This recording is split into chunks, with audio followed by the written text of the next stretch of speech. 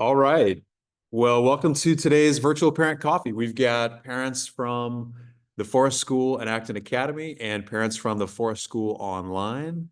And some folks will be watching this video afterwards. As always, it's great to be with you as we share ideas willingly and steal ideas shamelessly about how to rear beautiful humans. So thanks in advance for your participation here. I want to start with a few announcements. First of all, at the Forest School and Acton Academy, we have a Rising 8th and Rising 9th grade parent meeting coming up January 22nd at 6 p.m. Eastern in our high school studio. I've found over the years that parents of middle schoolers tend to make their decisions about high school for their learners even in 7th grade. Which is why we have rising 8th grade, current 7th grade parents and rising 8th grade parents join us this meeting. So we could just give you an overview of the high school program and let you see what it's all about. So I'll be there as some key members of our leadership team meeting. So we hope to see you there. Also, we have some open houses coming up that we want to make you aware of. The Forest School Online has an open house, and we're considering families for the Forest School Online for this and for next year. That's January 11th, this Saturday morning at 9:30 a.m. And then for the Forest School in person, we have one January 26th and February 27th at 5 and 6 p.m. All those times for Eastern Standard. And just to let you all know, at the Forest School in person, we've only done one social media post announcing this opportunity. And as of right now, I looked about an hour ago, 88 separate families who are signed up to join us for the January open house. So we're going to borrow chairs because we don't have that many chairs. And it should be fun. And we'll have a little bit of space at the Forest School and Acton Academy next year. But for a lot of folks, joining the online school will be the best route to be able to get to the Forest School in person. So we're excited about that. And also, there's Chrissy announced this as well, because we still have a few spots at the Forest School online this year. But you have a chance to earn up to $500 off next year's tuition if you make a referral to the Forest School online for this year. If you have any ideas or you have questions about that, feel free to email Chrissy. Which, by the way, those of you for the Forest Online, Chrissy is sick today. She is not here because she had the flu and it took a turn for the worse, and she actually drove herself to the hospital today.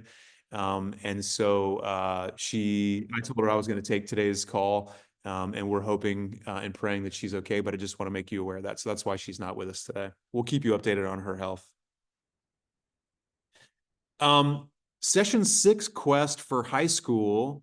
Amber, if you're on, do you want to share just a little bit about this grant opportunity that the Forest School and Acton Academy has won with the United States Chamber of Commerce? Tyler, she's joining in just a second. She's joining in just a second. I'll tell her. Thank you, Johnny.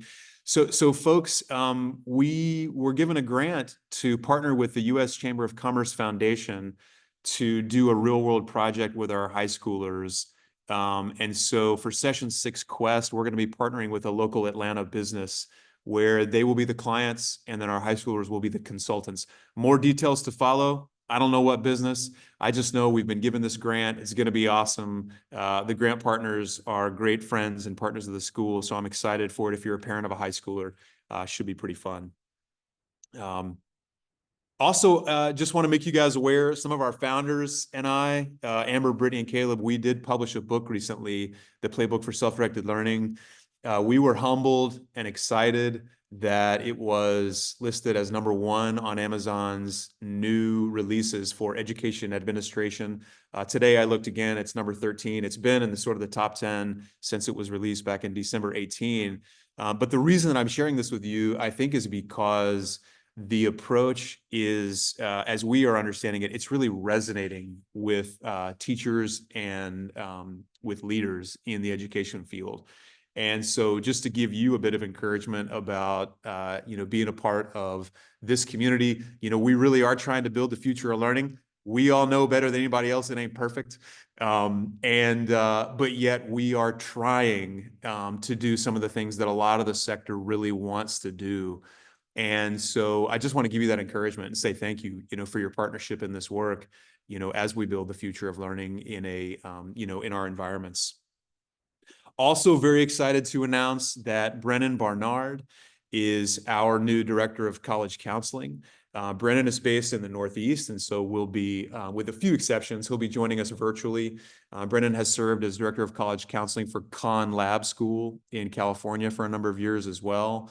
And the way to engage with Brennan, this is for the Forest School online and for the Forest School and Acton Academy, is he's going to have roughly monthly meetings with parents and learners.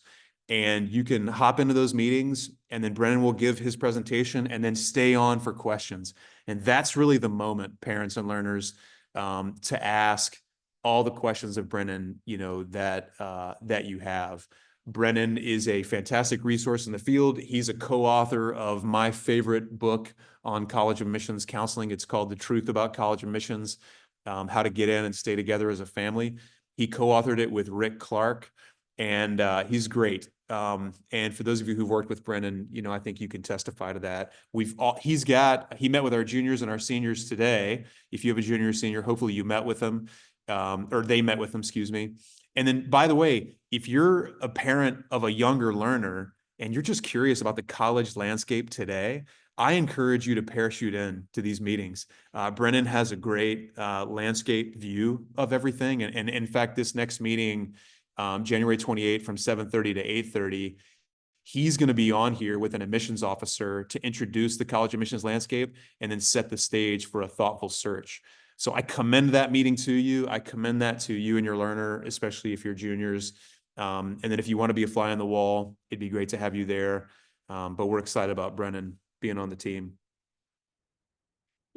Also, for those of you who live in Georgia, tonight's senior night for basketball. It's our last home game of the season. Middle school's at 5, varsity's at 6. My son Oz, pictured here, is the only senior.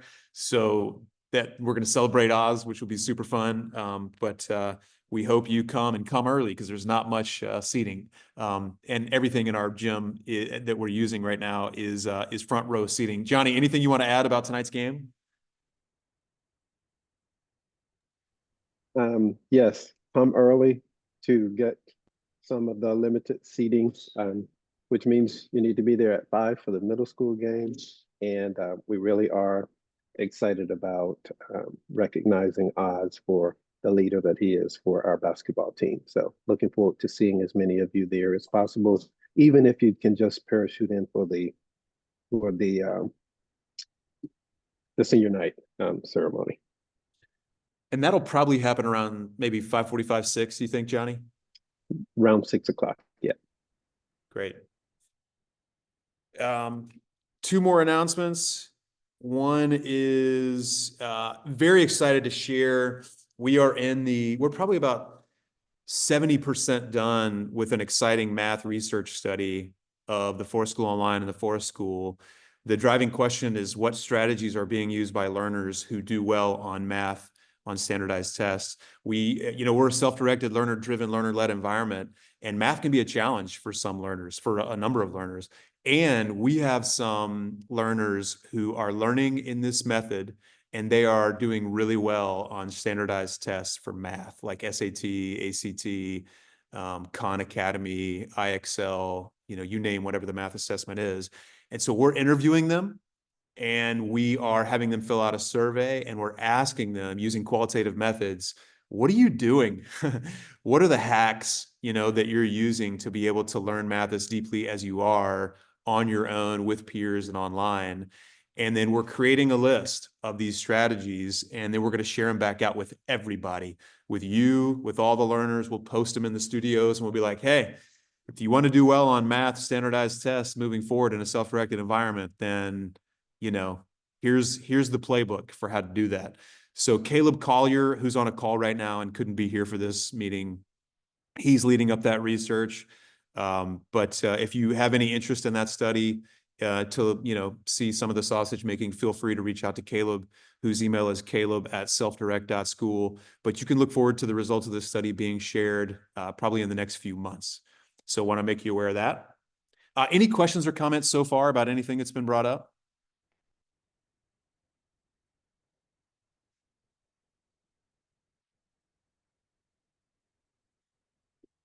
All right. And then lastly, for those of you who are in person, I want to let you know that, and you've heard it here first, school will be closed tomorrow due to the icy predicted conditions. We will be encouraging learners at the Forest School and Acton Academy to read, and enjoy, hopefully, the snow. So school will be counseled. We'll be sending out an email soon, and we'll let you know. Obviously, this does not apply to online, who can, press on and move forward. So that's kind of fun. Here's what I'd love to do. Can you reflect for just a moment on your own? And let's be real. What's a recent parenting challenge that you've had? And how did you respond? Will you just reflect on that for a minute?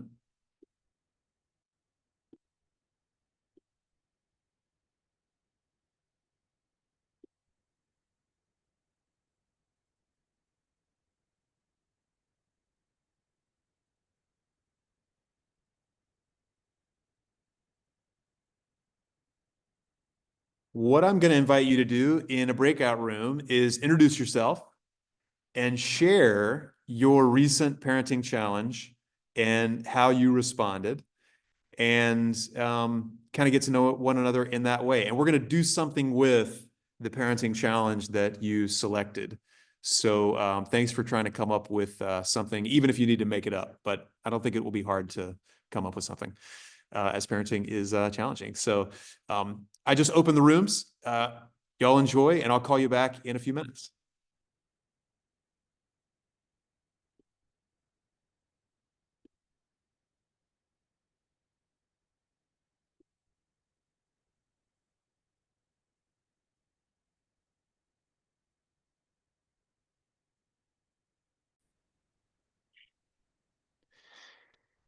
Welcome back, folks. Hopefully you got into some juicy parenting challenges.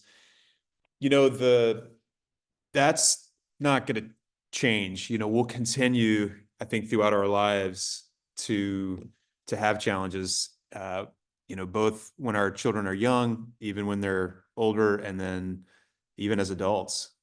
We're still parents in some form, and how we respond is such an important question, and depends a lot on how we're doing, and where we are. And so for today's parent coffee, I want to share with you a theory that I have found very helpful in my leading of young people, and both in the context of school and outside of school, as a dad of 4 children. My children, just to remind you, are 19, 17, 13, and 11. And it comes from two of my professors at Harvard called Robert Keegan and Lisa Leahy. You may know this adult development theory, but it essentially explores the question of how do we as adults grow and develop over time? And they have a sort of threefold way of making sense of this. They argue, or they observe, that as adults, there's the socialized mind, which basically means that we as adults, there's a season we go through where, we were raised to believe and understand a number of things. We have a certain perspective, and there's a season where that's the way we see the world. It's the way that we were raised. It's the way that we are accustomed to, and that's the way that's right and correct. And everybody else who doesn't think that is wrong or less right, and they have a different way of seeing things. And that's called the socialized mind. And some of the language that Keegan and Leahy use to describe that is being a team player, a faithful follower, to the worldview that you grew up with, aligning, seeking direction, but still being reliant. So that's one legitimate phase of adult life. I can remember, honestly, like in my 20s, for sure, I was in this phase, and I could tell you conversations where I was telling my friends that they were wrong and I was right, and I was convinced, and I could back it up with data and research. That's one phase. The second phase is self-authoring. This is where we've lived long enough as adults to realize, like, wow, not everything about the way that I understood the world is accurate and is correct. And some of that starts to, fall through. And so we start to self-author a new perspective. And we bring a different lens. We have our own unique worldview, not one that was just given to us, but one that we have forged through our own experience and values. The authors describe it as agenda driving. The leader learns how to lead. They own their compass. They have their own frame. In this phrase, they are doing some problem solving, and they're independent. They're not dependent upon others that tell them what the world is like and what they're supposed to be doing. They've evolved to be, more self-authoring. But that's not the end. That's not the final stage of adult development in their view. There's this other stage that they call self-transforming. And it's interesting the way they describe it in the book. It's basically, imagine we as adults, we go into everything with a learning posture. And whatever experience, whatever conversation, whatever trial or struggle, that we have, we go into it with the question of, how is this something I'm going to learn from? And we're able to get meta. We're sort of able to look at ourselves from a outside of ourselves standpoint and notice how we showed up, notice how we, responded in certain ways, to critique that ourselves, from a reflective standpoint, and to start to make changes. So the language they use to describe this phase is meta leader. The leader learns how to learn, or leads to learn. A multi-frame, so they hold contradictions. They're able to live in uncertainty and ambiguity, and even appreciate things that might be seemingly contradictory at once. They're not just problem solving, they're actually problem finding, and they're interdependent in terms of their reliance. They're not fully on their own. They're not fully dependent on others. They're kind of dancing between independence and dependence. And essentially, that's the way in which Keegan and Leahy describe the journey we go through as adults. And I think a friend of mine illustrated this point, really, really well recently, in that she was talking to this one couple that was her mentors, and she would probably describe them, in fact, she did to me, as being in the self-transforming mind. And, they just sat with her. They created space for her to mourn and share some struggles. They created connection. They didn't force their worldview upon her. They were open. They listened. They did provide some, advice and feedback, but they held space for her. Versus another woman that she would have described as in the self-authoring mind. After she shared her struggles with this woman listened and told her all the ways in which she was wrong. Because even though you're self-authoring and you have your own viewpoint, you're still, other than, someone else. And honestly, like, my friend couldn't feel fully understood by the person in the self-authoring mind. And my friend felt way more helped by the people in the self-transforming mind stage, because they were able to help her think through her troubles. And the interesting thing was that all three of these people were 52. They were the same age. And so we can go through, these theorists say, we can go through these stages at different times and at different ages. We could be stuck. We could be stuck in the socialized mind stage for decades. We could be stuck in self-authoring mind, for decades. But it's just a theory. It's just an idea to try and describe, how adults' cognitive, their thoughts, emotional, and relational capacities can actually expand over time. Before I put us into breakout rooms, let me just ask, and let me stop here and see, are there any questions about the theory? Just general questions or comments about the theory?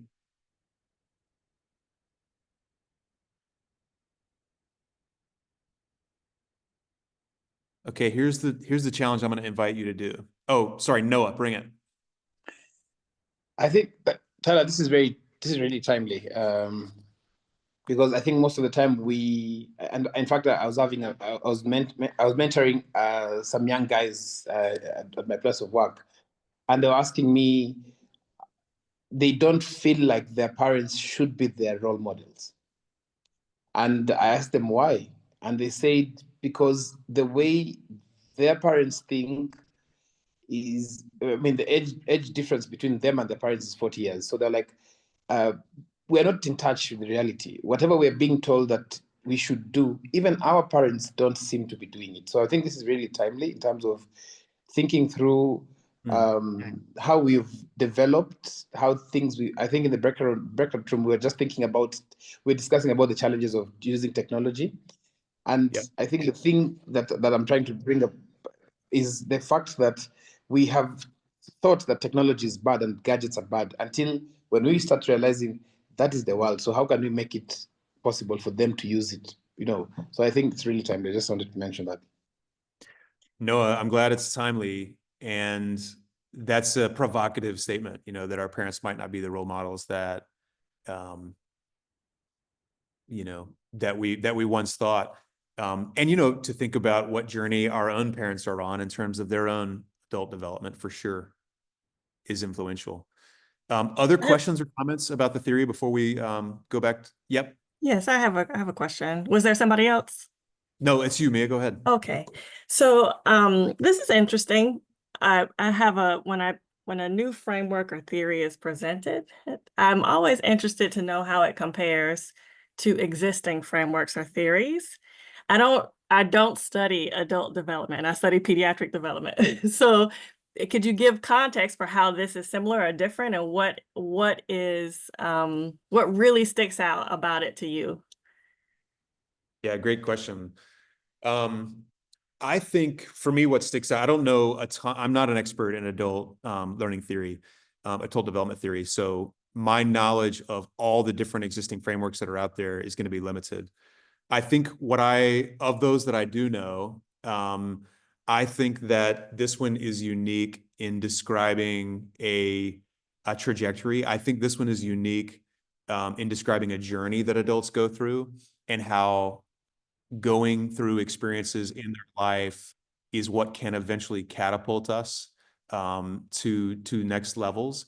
I think what's set apart about this one as well is this notion of a self-transforming mind, and that there is a place that adults can reach that is really where learning is the main motivation and focus when confronting new experiences. I'm not familiar with other theories that in the adult realm that argue that.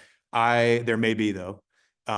What I'm familiar with from an adult learning standpoint is more just like, hey, if an adult's going to learn something, what needs to be true of that experience for adults need, to learn it. For example, like as adults, we need to consider risks.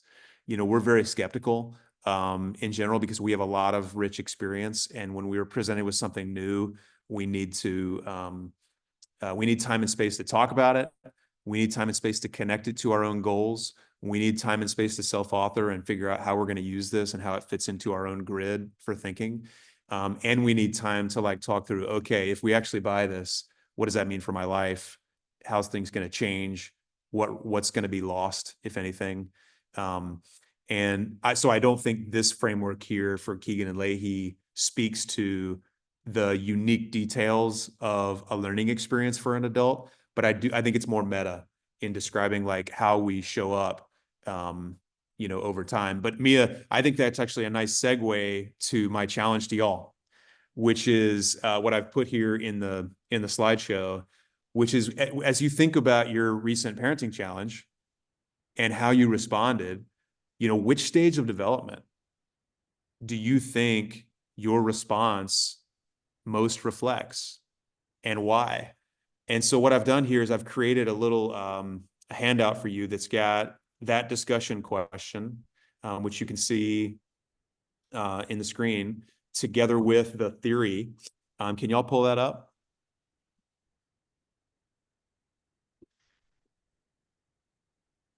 I want to invite you guys to go back into the breakout rooms and share your reflections on that.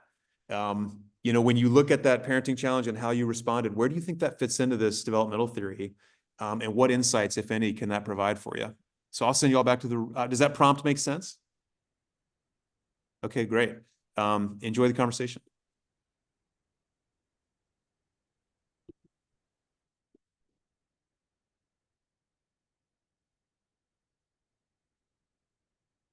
And Tiffany and Keisha, I'm going to put you guys in a room here. Y'all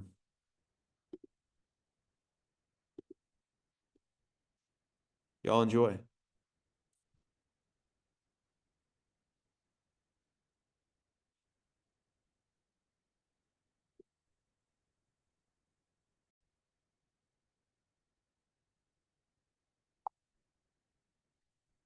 All right, welcome back, y'all. Is there anyone willing to share?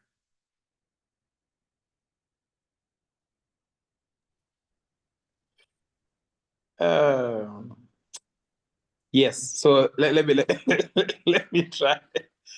Sorry, I need to raise my hand. Go ahead, Noah. Yeah, it's just interesting. We were just reflecting, and we realized for I mean, in our group was we were about to ask you for slightly more time, but it was just we realized that we have. I'll talk about myself. I have parented my kids from a socialized mindset. Like kids should not have a phone. In fact, I was just telling the group that my sons who are now 14 only got a phone because they joined forest school, because and for them they said because they need to use Slack, and I was like, oh yeah, Slack is on a phone, so I was like, okay, that's fine. But then I realized that in my socialized mindset, I have blocked so much from the kids thinking it is a risk, and yet they just come around and say, okay, daddy, you put a firewall, you did all these things, but we still went around it and we're still using the computers, you know. But then later on, as the rest of the members in our breakout group I was what discussing, we realized that there's a lot of self-authoring that goes on without you knowing that you're self-authoring it. But at the same time, you're still scared of of of the of the outcome of letting your kids so free. And then we discussed that our parents were so uptight with us, so really uptight with us, don't do this, don't do that.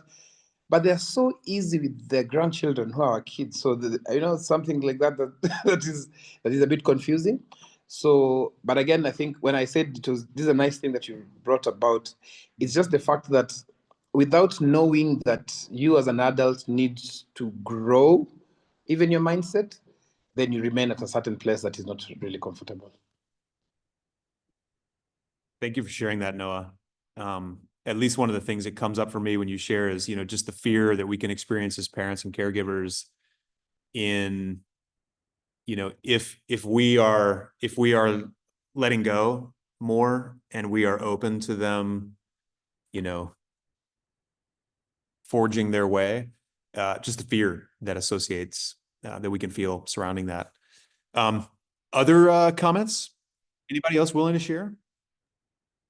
I'll jump in really quickly. I was in Noah's group as well, but we talked about how at some points, maybe depending on what the challenge is, we may be at a different stage.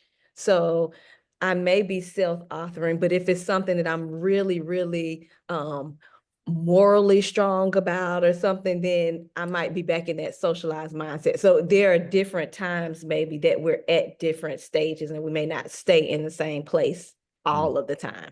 That's one of the things that came up for us. It's good.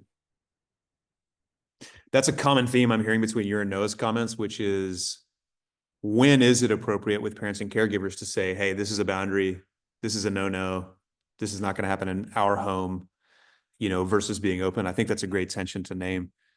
In your conversations, were there any themes, questions, or comments that you want to elevate here to this group? I think something that came up in the group that I was in that was really interesting, a comment was made about sometimes it depends on which child you're responding to as well, right? That you might have, you might be responding in different ways to different children. Yeah, that's great. Is there, and Ashley, did y'all riff on like when it might be more appropriate to respond to one in one way versus the other? We didn't. We second what the first group said, that we would have loved more time. I think we could have kept talking for quite some time, so we didn't get that far. Got it. But just thinking about it, I have twins, 14-year-olds. So I was just explaining in the group. The first one is chilled out, not in a hurry. The second one is so up. So, you know, if I'm traveling, he'll tell me, Daddy, what do I need to pack for you? And all this and all that. The older one will ask me, Daddy, when will you come back? So that he can know how much time he has to play, yeah, you know? So different parenting styles. One wakes up very early in the morning and makes the bed before joining class, because they join the Asian class that starts at 5:30 in the morning. The other one, we have to wake him up, you know. So different parenting styles, you know. Yeah, I think that makes it. Yeah. Any other themes, questions, or comments?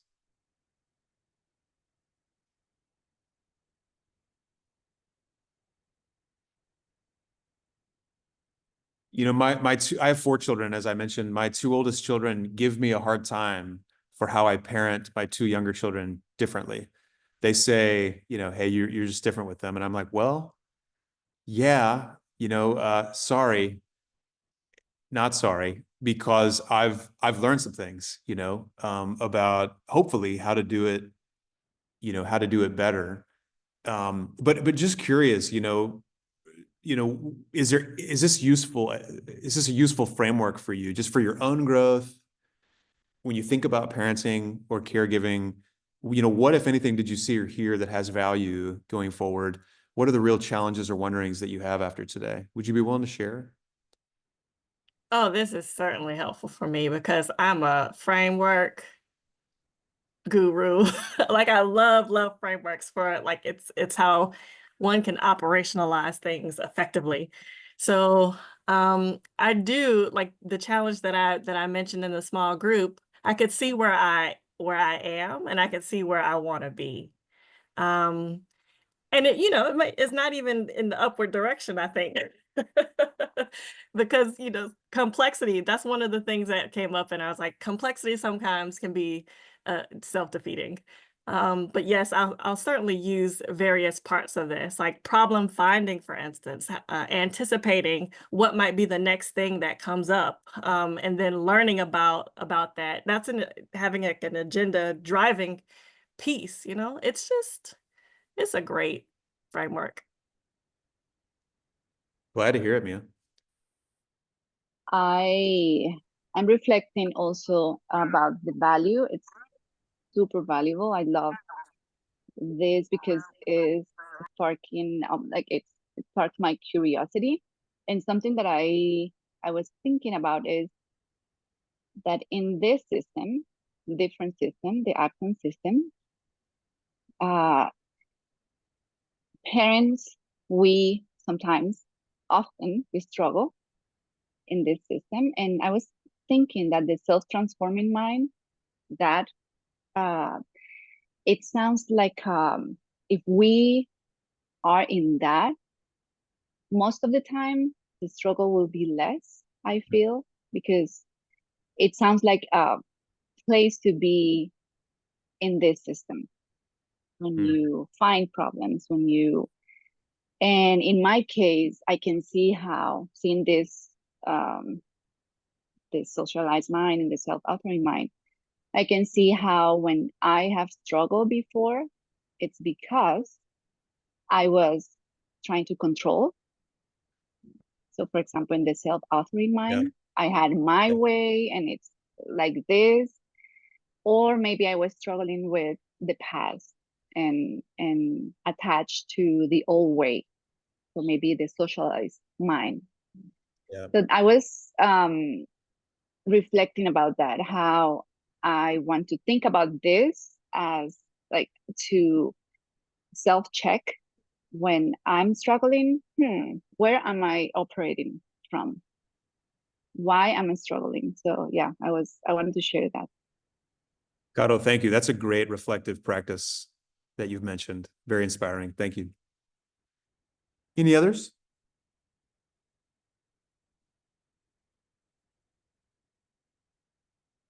I have one more thought really quickly.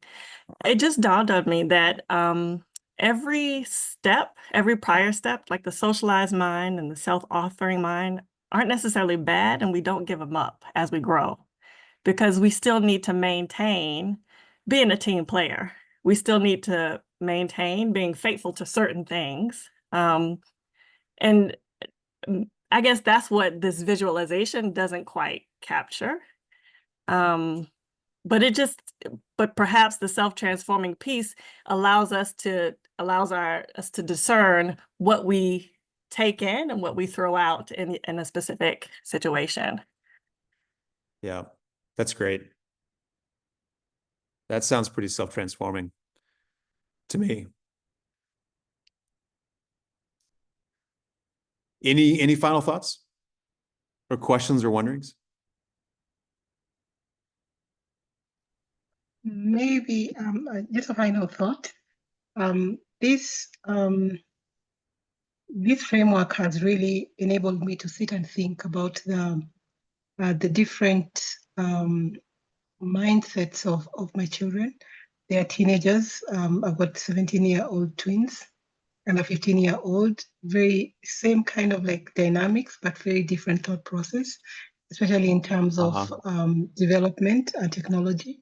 So it enables me to actually also start looking at their thought process and trying to understand where they're coming from, rather than self-authoring what has been has been pushed on me from the earlier generation of my parents. Celestine, that's powerful, and it's, as how do we balance guiding our children with, our own sets of values, but also helping them to develop their own autonomy and values over time. I have noticed in my own children, they value a few things that I don't, and vice versa. And so, how to navigate that and hold space for that while still having a family that, is loving and caring for one another. I think you bring up a great point. I think just as we wrap here, I would encourage us all, one of the reason I love these parent coffees, virtual or in person, is we're just trying to raise beautiful, humans. And we tend to bring a lot of great ideas to the table. And a lot of those ideas come from, failures, come from when we've missed the mark and not done well, but we've learned from it. And I think moving forward with this framework, for me, there's a few invitations. One is for us as adults to just reflect on our own mindset. Where are we in terms of our own growth and development? I mean, are we on our own hero's journey in terms of developing and evolving? And I mean, when I think back on my own life, I think I was in the socialized mind in my young 20s. I think a series of experiences I had at my first job, having worked there for 8 years, catapulted me in some ways to self-authoring mind, where I stopped believing sort of what I had originally, like all of what I had originally thought, and I started forming my own viewpoints. But I think I've been in self-authoring for a long time, frankly, until my divorce happened about 6 years ago. And my whole worldview was just kind of shaken. And I got to a place where I was like, wow, I just do not know what I thought I knew. Very humbling, but also freeing in some ways, to approach things with a learning mindset. So just reflecting on our own mindset and where we are, I think there's an invitation here for us to continue to pursue growth, and to strive to, and Mia referenced this, but like, how can we strive for even more complex ways of thinking? I love, Mia, you calling out moving from problem solving to problem finding, for an example. How can we, I think another invitation is how can we adapt to challenges, as parents?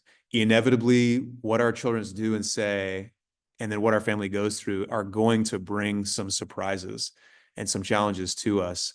And then are we ready for those, and are we ready to learn from them and guide our families in those moments where they're just out of left field, is a metaphor that we use in English sometimes. you know, that are just out of nowhere. Are we ready for those moments? And then lastly, I think embracing complexity. You know, a lot of life doesn't have a clear right or wrong answer. And there are some contradictions in life. And, you know, guiding our children to, you know, inhabit that space as well. I mean, really makes for a fun, interesting journey. So thank you all for your participation, you know, as always in these events. I will share out this recording with the Forest School online and the Forest School in person. We're thoughtful for Chrissy, and we hope she gets better. I do just want to take a quick second and, you know, allow Caro and Ashley to introduce themselves to the group, because you guys are new to the community. Do you mind just sharing who you are, where you are, and who your learners are? Yes, I can do that. I'm Carolina Rodas, so you can call me Caro.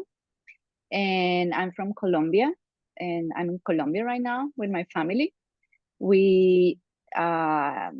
I've been living in the US for the past 23 years, and my son Martin and my daughter, they were born there, and they are attending right now the Forest School online. And we decided this year to go on an adventure and travel through Europe from September to December. Then came back here to Colombia to spend Christmas with family. And we decided last weekend to stay here 5 more months, and then prepare to start a new phase that we are, it's unknown right now. Carolina, great to have you and your family at the school. Excited to hear how your family's journey evolves. Ashley? Thank you. Hi, I'm Ashley Soifer. My kiddo is Finn. She is a sophomore in 10th grade, and we are so excited that she's at the Forest School online. This is our first week, and she's had a wonderful week, so we're looking forward to continuing the journey. And oh, and I'm sorry, I'm in Las Vegas. Vegas, where it was, how hot was it the other day, Ashley, you said? Oh, I mean, last week we were in the high 60s. This week we're in the 50s, so it's a little chilly for us. The AC got turned off, but it's nice here, yeah. Ashley, do you mind saying just a sentence about the work that you do so some of our parents can appreciate how your work is connected to even our school?